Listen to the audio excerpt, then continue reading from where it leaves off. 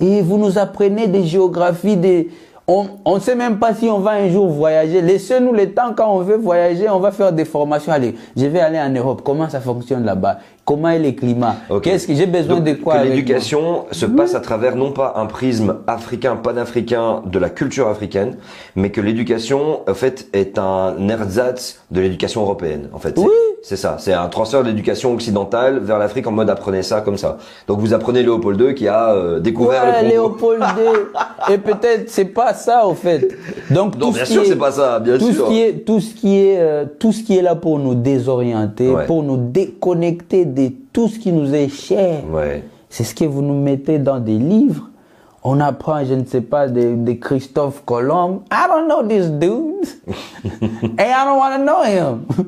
Mais si, par exemple, je vais aux États-Unis, je cherche un lien que le Congo, par exemple, a déjà eu avec l'Amérique, on va peut-être me parler d'un certain Christophe Colomb qui était passé là. C'était, par exemple, on me dit, les premiers Américains qui étaient venus chez vous, c'était tel. Mais ne me dites pas que il a découvert, par exemple, le Congo, ou je sais pas, un Diego Cao a découvert l'embouchure du fleuve Congo. Il a trouvé des gens là-bas qui lui ont dit, allez, vas-y, suis-moi. Je te montre, il y a une chute ou je sais pas quoi. Ouais. Viens, je te montre. Et il vient ici, il ignore tout parce que vous avez les médias.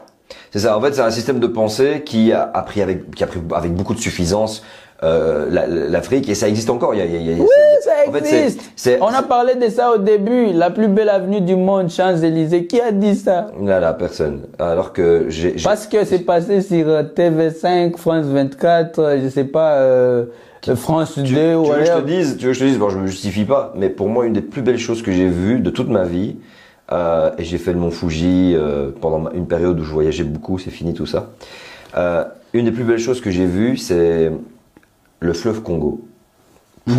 C'est puissant. C'est incroyable. Je crois que c'est vraiment une des plus belles choses que j'ai vues.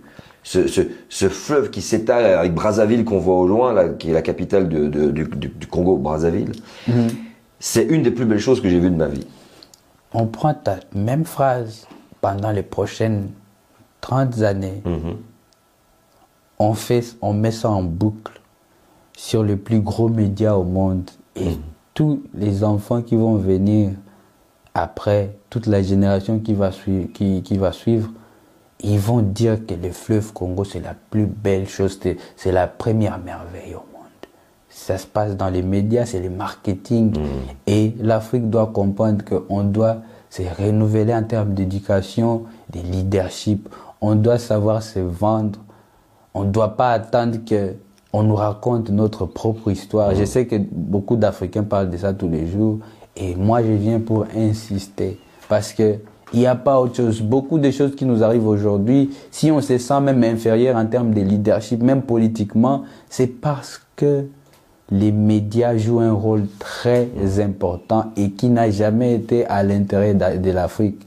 Ça a toujours été à l'intérêt de, quand nos chefs viennent rencontrer vos chefs d'État, c'est les dimanches. Donc c'est là que les costumes viennent. Et quand c'est vos chefs d'État qui viennent chez nous, c'est relax.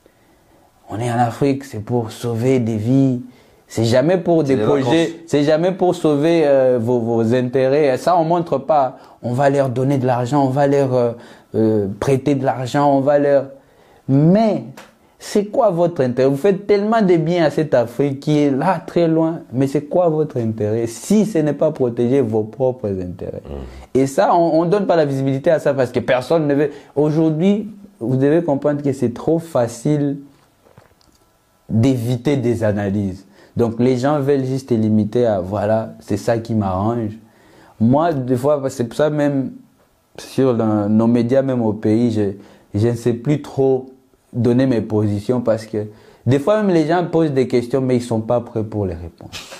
Ils posent des questions mais ils sont pas prêts pour analyser ensemble. Ça peut être quoi la source du problème? On peut pas chercher une solution à un problème qu'on ne connaît pas, qu'on n'a pas envie de maîtriser.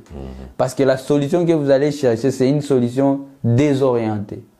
Et quand vous trouvez des gens, par exemple, qui vous racontent un peu, qui avant de parler du présent, il vous renvoie dans les passés, les passés des décennies et des décennies, peut-être même des siècles passés. Ça devient, ouais, that's too much.